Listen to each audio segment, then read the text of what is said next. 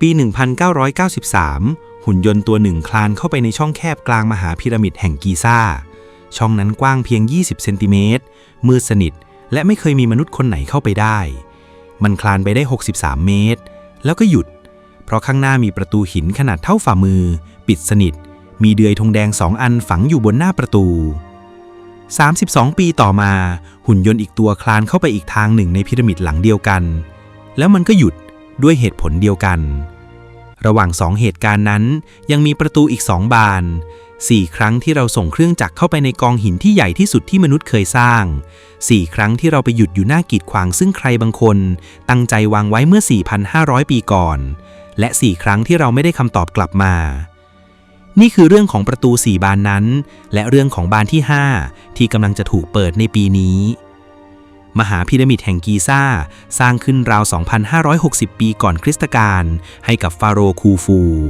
เดิมสูง146เมตรประกอบขึ้นจากหินราว 2,300,000 ก้อนและเป็นสิ่งก่อสร้างที่สูงที่สุดในโลกนานกว่า 3,800 ปีตัวเลขพวกนี้คุณอาจเคยได้ยินมาแล้วแต่มีอีกตัวเลขหนึ่งที่แทบไม่มีใครพูดถึงในหิน2 ล้านกว่าก้อนนั้นพื้นที่ที่มนุษย์ยุคปัจจุบันเดินเข้าไปได้จริงรวมกันแล้วยังไม่ถึง1 ใน 1,000ของปริมาตรทั้งหมดที่เหลือคือหินตันหรืออย่างที่เราเคยเชื่ออย่างนั้นในปี820กาลิบอัลมามูนแห่งแบกแดดสั่งให้คนเจาะอุโมงค์เข้าไปในพีระมิดเพื่อหาสมบัติ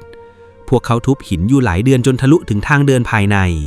สิ่งที่พบคือความว่างเปล่าโลงหินในห้องของกษัตริย์ไม่มีฝาไม่มีร่างไม่มีทองสักชิ้นในห้องของราชินีห้องที่ไม่เคยมีราชินีคนไหนถูกฝังมีช่องเหล็ก2 ช่องเจาะออกจากผนังด้านเหนือและด้านใต้กว้างประมาณ20เซนติเมตรสูงเท่ากันช่องพวกนี้ไม่ทะลุออกนอกพีระมิดมันวิ่งเข้าไปในเนื้อหินแล้วหายไปเล็กเกินกว่าที่คนจะเข้าไปยาวเกินกว่าที่ไฟฉายจะส่องถึงและเป็นเวลาเกือบ200 ปีหลังจากมันถูกค้นพบไม่มีใครรู้เลยว่าปลายทางของมันคืออะไรปี 1992 ชายเยอรมันคนหนึ่งชื่อรูดอล์ฟ กันเทนบริงค์เดินทางมาที่กีซ่าเขาไม่ใช่นักโบราณคดีเขาเป็นวิศวกรหุ่นยนต์งานที่เขาได้รับมอบหมายก็ธรรมดามากคือติดตั้งพัดลมระบายอากาศในช่องเล็กของพีระมิดเพราะความชื้นจากลมหายใจนักท่องเที่ยวกำลังกัดกร่อนหินอยู่แต่ก่อนจะติดตั้งพัดลมได้เขาต้องรู้ก่อนว่าช่องพวกนั้นลึกแค่ไหนเขาจึงสร้างหุ่นยนต์ขึ้นมาตัวหนึ่งตัวแบนราบวิ่งบนล้อยางลากสายไฟและสายกล้องตามหลังไปเขาตั้งชื่อว่าอูปูอาอูดตามชื่อเทพหมาวาของอียิปต์ซึ่งแปลว่าผู้เปิดทางเขาไม่ได้ตั้งใจจะค้นพบอะไรเลยวันที่22 มีนาคมปี 1993 อูปูอาอูดเข้าไปในช่องด้านใต้ของห้องราชินีกล้องส่งภาพกลับมาเป็นสีเทาอมเขียวผนังหินปูนขัดเรียบทั้ง4 ด้านเรียบเกินกว่าที่ช่องระบายอากาศควรจะเป็นฝุ่นละเอียดลอยผ่านหน้าเลนส์เป็นระยะหุ่นยนต์คลานขึ้นไปตามความชันราว40 องศา10 เมตร20 เมตร40 เมตรที่ระยะ63 เมตรภาพบนจอหยุดเคลื่อนไหวข้างหน้าเลนส์คือแผ่นหินปูนสีขาวขัดเรียบขนาดราว21 คูณ 21 เซนติเมตรปิดช่องพอดีและบนแผ่นหินนั้นมีวัตถุ2 ชิ้นฝังอยู่รูปร่างคล้ายห่วงทำจากทองแดงผุกร่อนจนกลายเป็นสีเขียวเข้มหินปูนที่ใช้ทำแผ่นนี้ไม่ใช่หินธรรมดามันเป็นหินปูนจากตูราชนิดเดียวกับที่ชาวอียิปต์ใช้กรุผิวนอกพีระมิดและใช้เฉพาะในพื้นที่ที่ถือว่าศักดิ์สิทธิ์ไม่มีใครติดเดือยทองแดงไว้บนแผ่นหินที่ใช้ปิดท่อลมของสิ่งนี้ถูกทำขึ้นมาเพื่อเป็นประตูข่าวการค้นพบแพร่ไปทั่วโลกภายในไม่กี่วันแล้วสิ่งที่เกิดขึ้นต่อจากนั้นคือความเงียบยาว9 ปี2002อียิปต์อนุญาตให้ทีมใหม่กลับเข้าไปคราวนี้พร้อมหุ่นยนต์ที่ทำสิ่งที่อูปูอาอูดทำไม่ได้มันเจาะได้คืนวันที่17 กันยายนปฏิบัติการนี้ถูกถ่ายทอดสดไปทั่วโลกมีคนนั่งรออยู่หน้าจอหลาย10 ล้านคนรอดูว่าหลังประตูบานนั้นมีอะไรหุ่นยนต์เจาะรูขนาดราว2 เซนติเมตรทะลุแผ่นหินแล้วสอดกล้องใยแก้วนำแสงเข้าไปภาพที่ปรากฏบนจอคือช่องว่างแคบลึกเข้าไปราว18 เซนติเมตรและที่ปลายช่องว่างนั้นคือหินอีกแผ่นหนึ่งหินแผ่นที่2ต่างจากแผ่นแรกอย่างสิ้นเชิงมันหยาบไม่ได้ขัดและมีรอยซีลปรากฏชัดเจนอยู่บนผิวในสถาปัตยกรรมสุสานของอียิปต์การวางหินปิดซ้อนกันหลายชั้นเป็นวิธีที่ใช้กับสิ่งที่ตั้งใจไม่ให้ใครเข้าถึงโลกทั้งใบเฝ้าดูอยู่ในคืนนั้นแล้วก็ได้คำตอบเดิมกับที่เคยได้มาตลอดยังไม่ถึง 9 ปีผ่านไปอีกครั้งปี 2011 ทีมวิศวกรจากอังกฤษกลับเข้าไปพร้อมหุ่นยนต์ชื่อเจได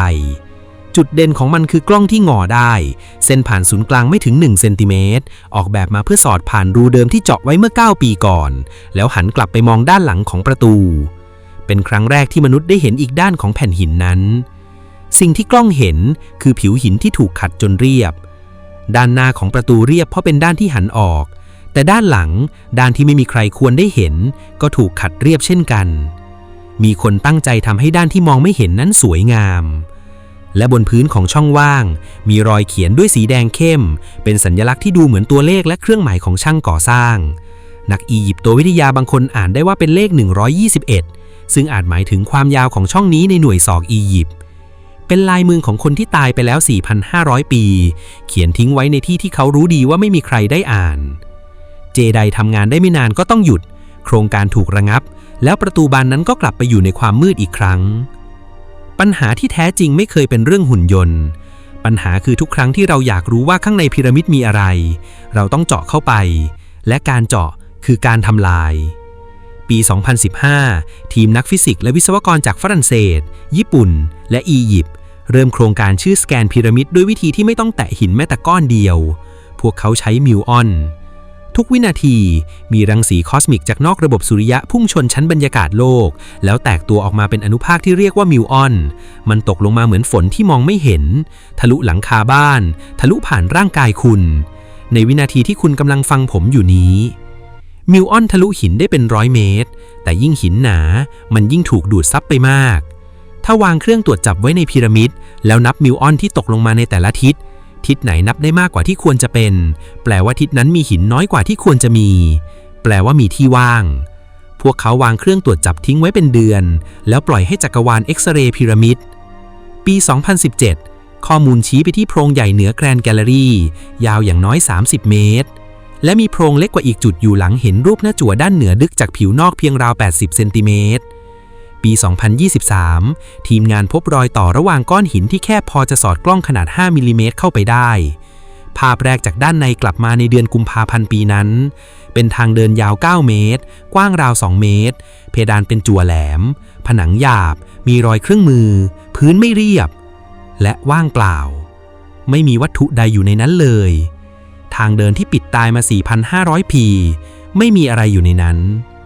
ส่วนโพรงใหญ่เหนือแกรนด์แกลเลอรี่จนถึงวันนี้ไม่มีมนุษย์หรือหุ่นยนต์ตัวไหนเข้าไปถึงเดือนพฤศจิกายนปี 2025 ในงานหนังสือนานาชาติที่เมืองชาจาซาฮีฮาวาสนักโบราณคดีที่มีชื่อเสียงที่สุดของอียิปต์ขึ้นเวทีแล้วพูดประโยคหนึ่งออกไปเขาบอกว่าภายในพีระมิดคูฟูมีทางเดินยาวราว30 เมตรตรวจพบด้วยเครื่องสแกนหุ่นยนต์เข้าไปถึงแล้วและทำความสะอาดบางส่วนไปแล้วปลายทางเดินนั้นคือประตูหินที่ถูกปิดผนึกมา 4,500 ปีเขาบอกว่าจะเปิดเผยสิ่งที่อยู่ข้างในภายในปี 2026 และมันจะเขียนบทใหม่ให้ประวัติศาสตร์ของฟาโรห์เขาไม่บอกว่าข้างในมีอะไรตรงนี้ต้องพูดกันตามตรงตัวเลขที่ฮาวาสให้ไว้ยังไม่ตรงกับงานวิจัยที่ตีพิมพ์ชิ้นไหนเลยทางเดินเหนือที่ยืนยันแล้วยาว9 เมตรไม่ใช่30 เมตรส่วนโพรงที่ยาว30 เมตรนั้นอยู่คนละตำแหน่งและไม่เคยมีรายงานว่ามีประตูจนถึงเดือนที่คุณกำลังฟังคลิปนี้ยังไม่มีการแถลงใดออกมาว่าหลังประตูบานนั้นมีอะไร4 ครั้ง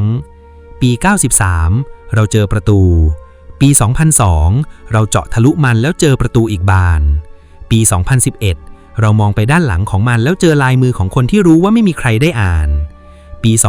2023 เราเปิดห้องที่ปิดมา 4,500 ปีแล้วพบว่าข้างในว่างเปล่าและตอนนี้ประตูบานที่ 4มีความเป็นไปได้อยู่มากที่หลังประตูบานนี้จะไม่มีอะไรอีกเช่นกัน